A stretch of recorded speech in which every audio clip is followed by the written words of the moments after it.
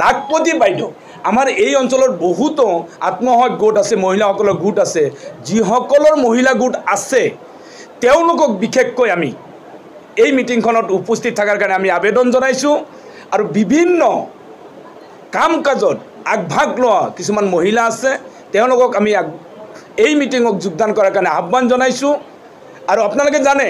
এই ভাৰতীয় জনতা পাৰ্টীয়ে কি কি কাম কৰি আছে আমাৰ এই অঞ্চলটো ইতিমধ্যে আমাৰ পূৰ্ব বক্তাই কৈ গৈছে আমি যদিও পিছ পৰি আছিলোঁ কিন্তু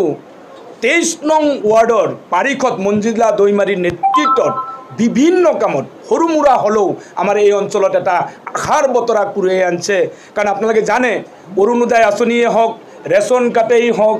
বা এই আত্মসহায়ক গোটকেই হওক বিভিন্ন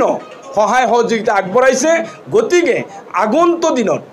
ইয়াতকৈ যাতে অধিক সহায় সহযোগিতা আমি ভাৰতীয় জনতা পাৰ্টিৰ পৰা আমি লাভ কৰিব পাৰোঁ, এই অঞ্চল ডেভেলপমেণ্ট কৰিব পাৰোঁ, এই অঞ্চলৰ উন্নয়নৰ স্বাৰ্থত সকলো মানুহে যাতে আমাৰ ভাৰতীয় জনতা পাৰ্টিত ইতিমধ্যে আমাৰ 650-700 ইতিমধ্যে লিষ্ট হৈছে আমাৰ মাইনৰিটি সম্প্ৰদায়ৰ মানুহ ভাৰতীয় জনতা পাৰ্টিত যোগদান কৰিব। গতিকে আৰু যদি কোনোবাই ৰৈ গৈছে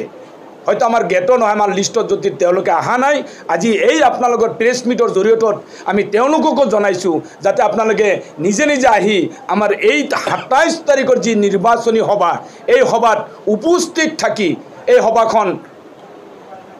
সাফল্যমণ্ডিত যাতে কৰে তাৰ কাৰণে হোম কটাবাৰী ৰাইজ হওক বা ধীৰেনপাৰা ৰাইজে হওক, ধুপুলীয়া ৰাইজেই হওক, গড়চুকবাসীয়ে হওক সকলোকে আমি মিলিজুলি এই অঞ্চলত উন্নয়নৰ স্বাৰ্থত এই নিৰ্বাচনী সভাটো সফল কৰাৰ কাৰণে আমি আহ্বান জনাইছোঁ। ধন্যবাদ।